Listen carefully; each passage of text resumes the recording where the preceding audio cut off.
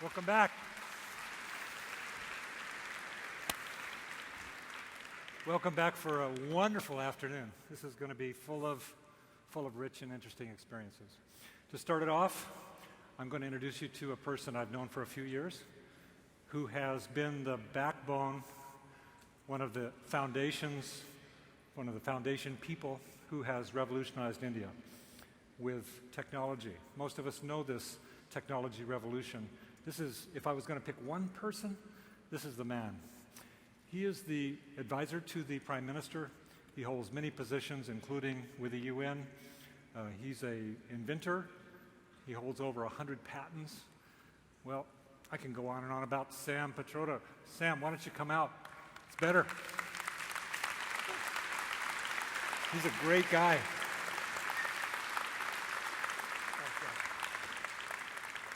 I'm supposed to give Sam this because, you know, technology. Oh, you're going to use that? Okay. Thank you, Jack. Anyway, Sam, welcome.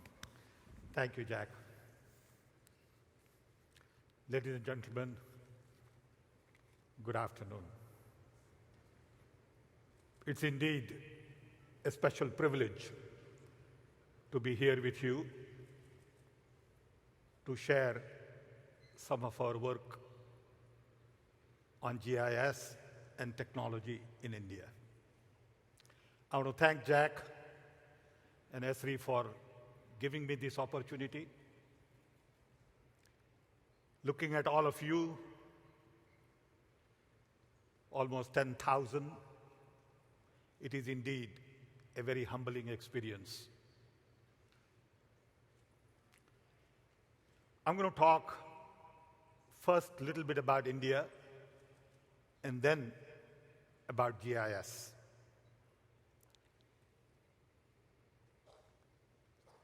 India is a very complex country,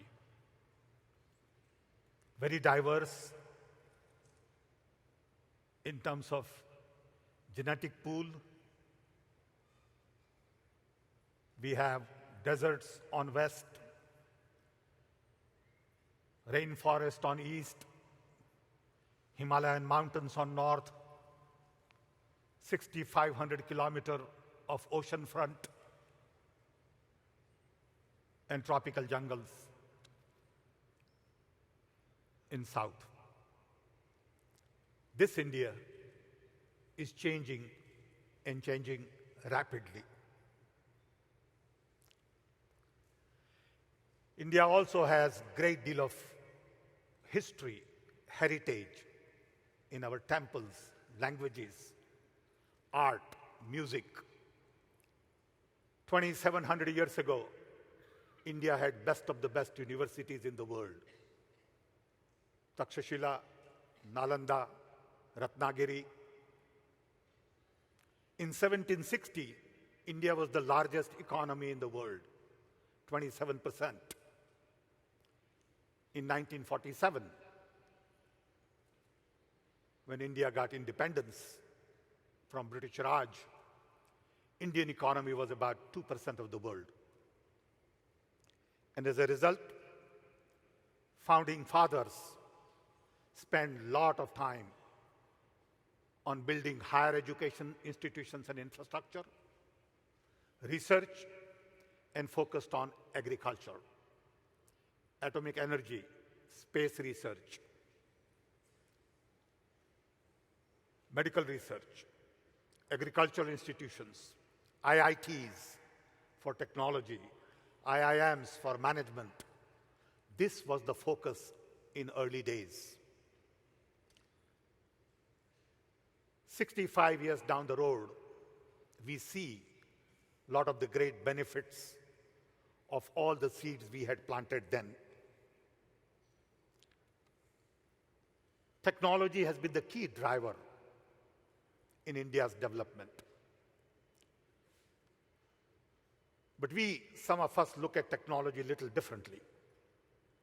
We believe technology is a great social leveler, second only to death.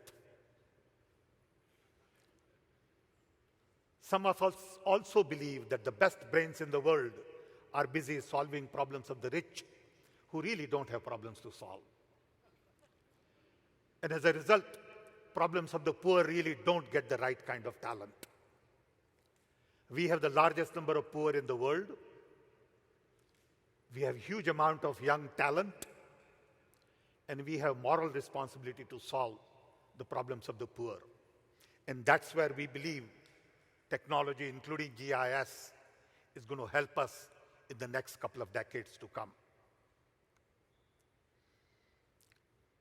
Now India is able to feed 1.3 billion people, and we also have surplus food.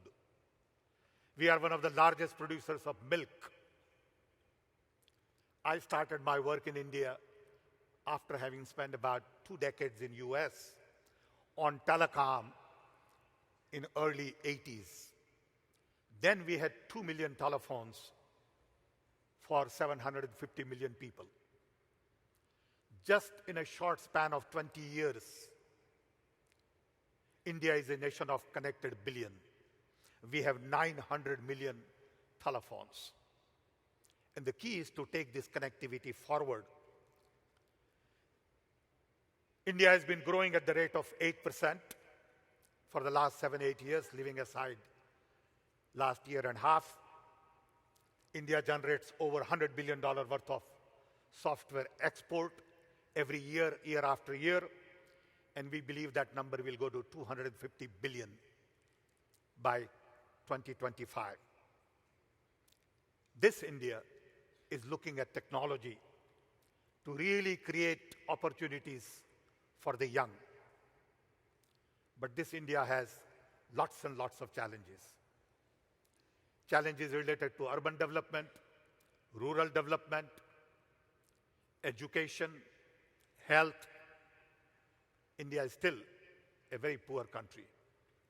300 million illiterates, 400 below poverty line, 400 million. And that is the challenge.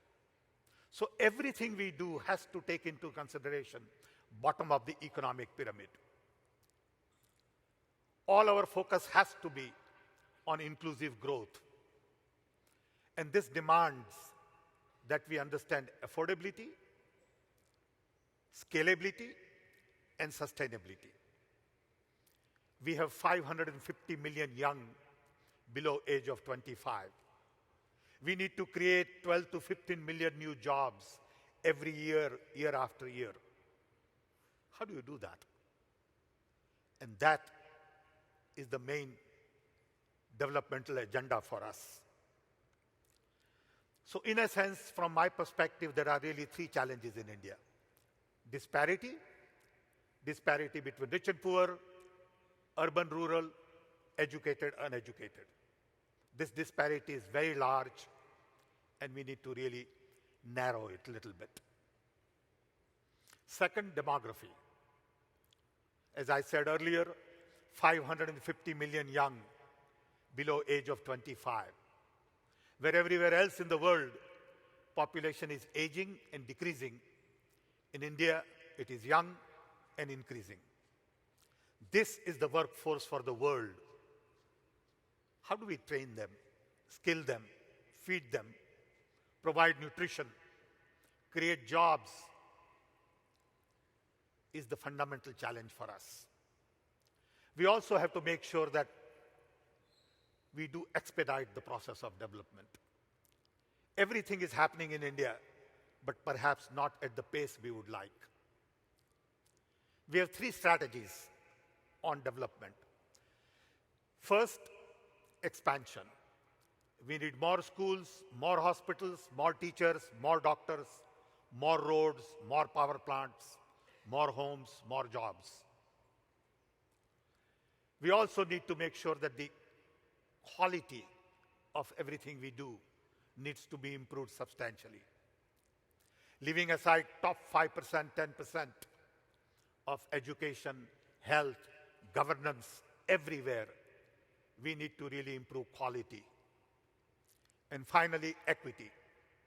We have to make sure that the poorest of the poor can indeed get the best education possible.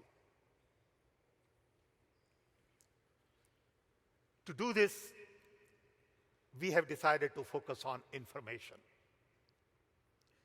We believe a lot of the poverty has to do with the poverty of information.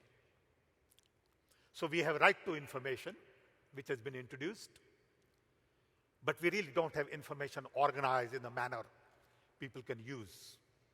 So we believe information is going to be the fourth pillar of democracy in the 21st century. As you know, we are the largest democracy in the world. I remember many years ago going to Soviet Union, and I was with Gorbachev and a couple of his associates. And one of his ministers told me, he said, Mr. Pitroda, we are so impressed with India, mainly because we just don't know how you hold this country together without guns. Such a large country with so much of diversity, and you don't use guns to hold them together. What do you do? He said, if we turn our guns around, we know Soviet Union will have difficulty holding it together. And I think this democracy forces us to democratize information. If we democratize information, we believe we can really radicalize our democracy. So we are creating public information infrastructure to provide information to large number of people. And this would really integrate with geo-information. Public information infrastructure really consists of various platforms. We have a platform to connect voice, which is already done. We are now building platform to connect data. Then, for ID, every resident will get unique ID, facial, fingerprints, iris, and this ID would be plugged into all the applications like bank account, mobile phone connection, ration card, food distribution, employment guarantee schemes. And then we are creating now a nationwide platform for GIS to really tag every physical asset.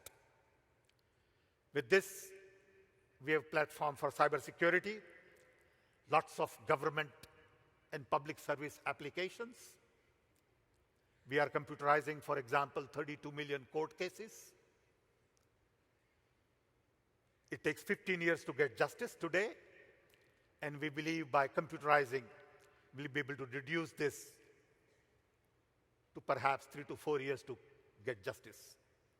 We're computerizing prisons, police, intelligence agencies, food distribution, passports, driver's license, employment programs. Sum total today, we have about 10,000 software people working in the government on computerizing a lot of these applications. And this is where GIS would be plugged in the future. We are also providing electronic payment to large number of people. We have several national portals on water, energy, environment, biodiversity. And we have created, in collaboration with the US government, as a result of the visit of President Obama, open government platform. This platform is really launched in India and in US jointly. And now we are offering it to many other countries at no cost as a gift from US and India. We are already in Ghana and Rwanda, and we have a list of about 20 countries. All of these platforms are really geared towards democratizing information. The first main network is known as Knowledge Network. It really has 1,500 nodes with 40 gigabit bandwidth to connect all our universities, all our libraries, all our R&D institutions to improve collaboration and share resources. This network is already built, and it cost us about $2 billion. The next network is all about connecting 250,000 local governments to optical fiber. This is going to cost us about $7 billion. We believe in next 18 months to 12 maybe 24 months, this network would be operational. It will connect all the way up to panchayat or villages. And this will allow us to really re-engineer a lot of our processes. Education system will help us in agriculture, health, and delivery of public services. This has to really tie into our vision of empowerment. Our goal is to really empower 1 billion people through knowledge, information. And this is where GIS, we believe, will play an important role. We have state level, local governments who control a lot of the information, and we also have federal government with huge amount of information. So we need to work hand in hand with state as well as federal governments. We have been working with GIS for the last 20 years, on and off. We have used GIS in bits and pieces for many of these activities. On energy, transport, farming, and many other areas. We use GIS for disaster management, many of the government projects. But now we need to really extend benefits and create a platform to link up with all of the other activities. So our real vision is to have new information regime supporting good governance, good public service, sustainable development, and ultimately empowering 1 billion people. So the value proposition for us relates to geotagging all the assets, like the UID for the residents, planning and monitoring of government funds and programs and resources, transparency in the government, because we do believe that information brings about openness, accessibility, connectivity, networking, democratization, decentralization, and as a result, generational transformation. All our citizen-centric services would be plugged into GIS. And we really need to focus not only on citizen services, also on enterprise applications, government applications. And as a result, GIS platform will have infrastructure, asset, portal, a national portal, and we need to build human capacity. Like in telecom in early 80s, we started with training 1,000 engineers in digital communication. Then we took 1,000 more and trained them on high-speed computing. And that gave us the platform and resource to build software industry. We believe we will have to do something similar on GIS at this stage, because going forward, the human capacity is going to be a big challenge. So in governance, Rural Development Ministry, for example, can benefit substantially from GIS. Mining, water, all of the applications and the examples you saw in the morning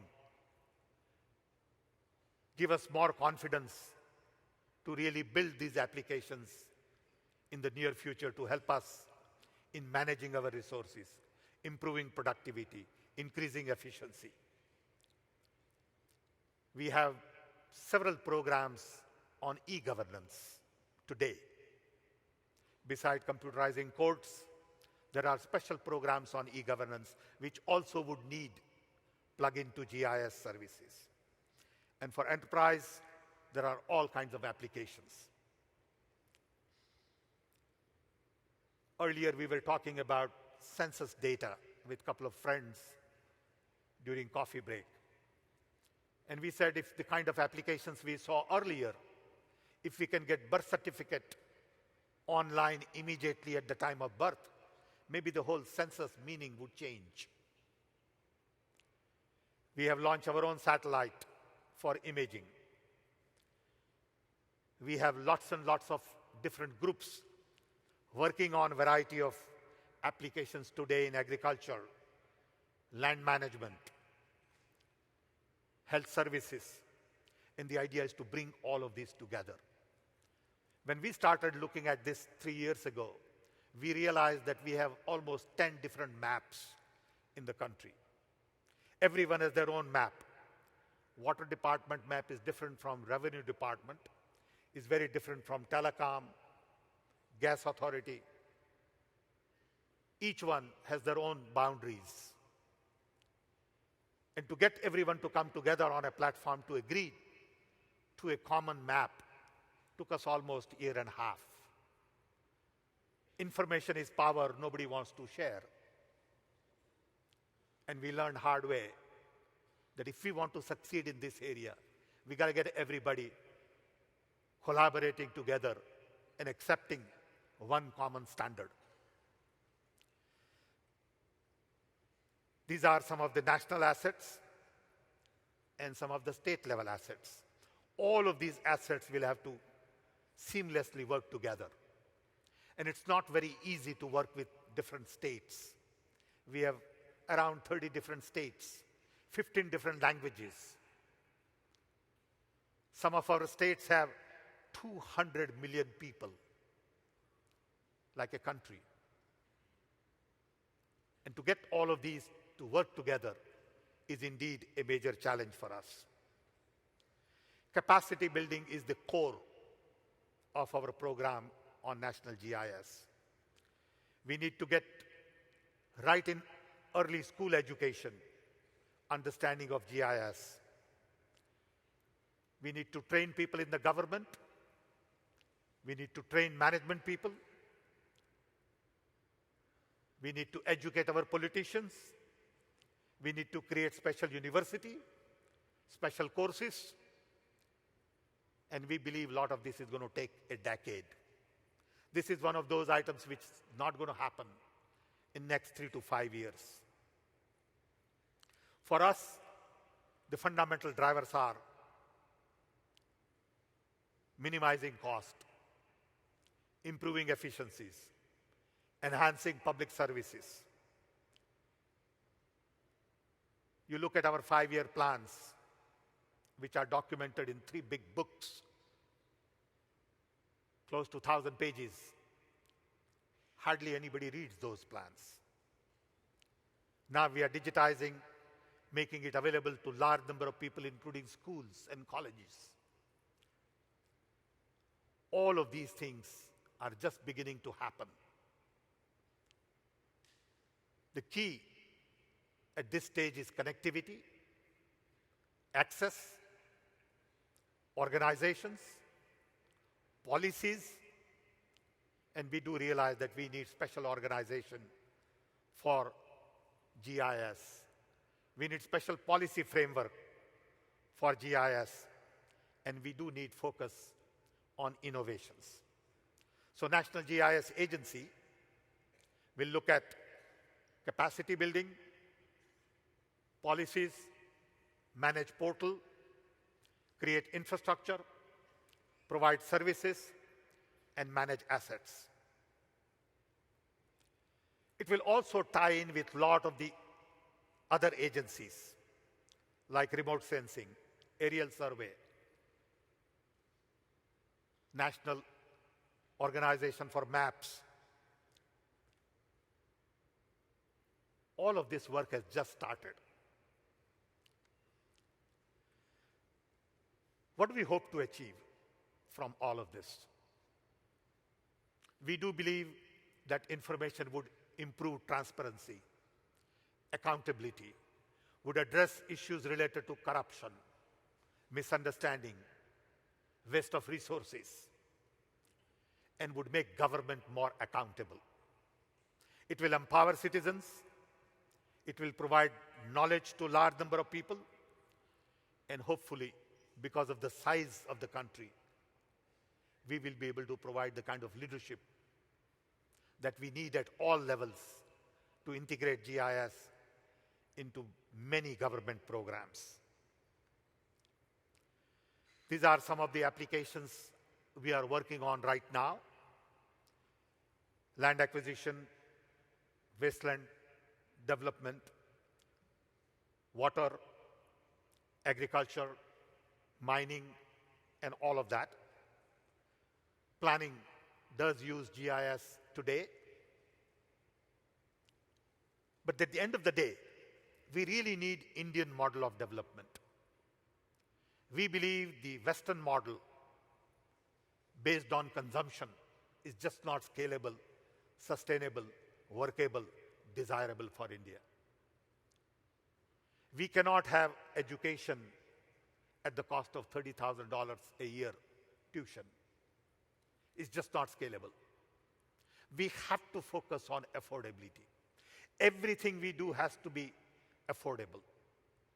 I always give this example on telecom. I've been in telephone business for about 50 years. Per line cost of telephone line remained at $1,000 a line. And as a result, it took us 110 years to get billion telephones in the world. Then came mobile telephony. Cost went from $1,000 to $500 a line, to 200 to 100, and it went to 80. All of a sudden, in 15 years, we had 6 billion more mobile phones. So everything we do in India has to keep in focus bottom of the economic pyramid and affordability. We do cataract surgery for $1.50. We do quadruple bypass for $2,000 as opposed to $20,000 or $50,000 or $70,000. All of these things require Indian model of development, Indian way of innovating for the poor. And this is the challenge for all of us. These models don't exist anywhere else.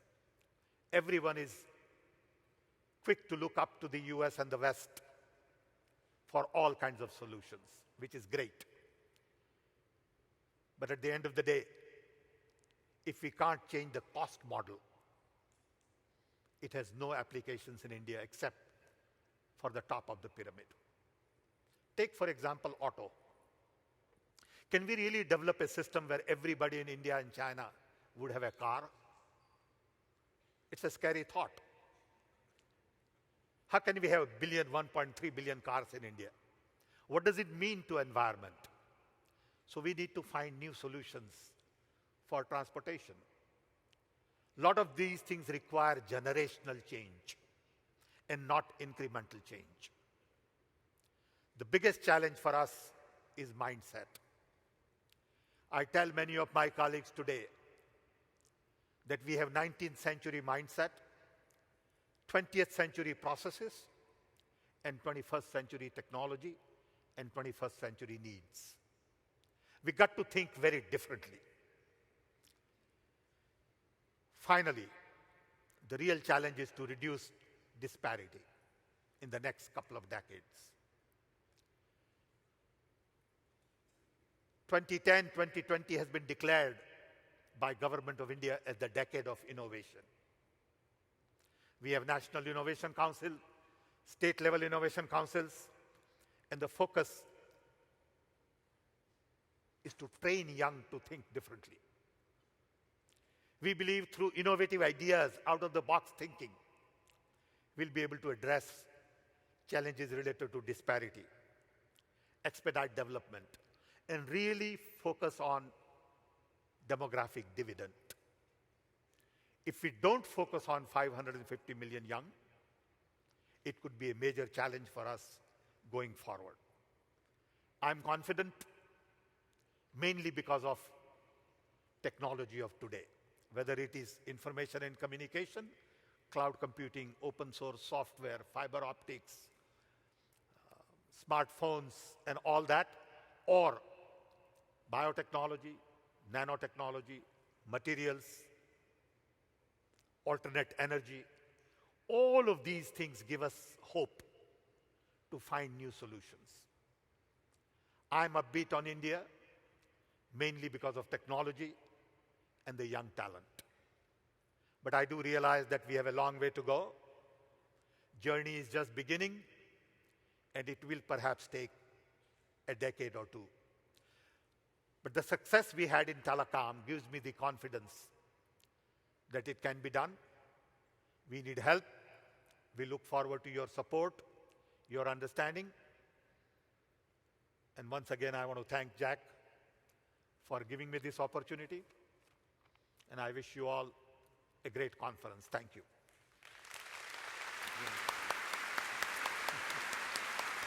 Wonderful. Thank you, Sam. Thank you very much. You just You walk want me to over come here. there? It's great. Thank you. Sam is one of the reasons why I have confidence about the future. This is leadership, isn't it? My God. Really, Sam, thank you. Thank you. My great pleasure to Thanks. have you here. Thanks. Phew.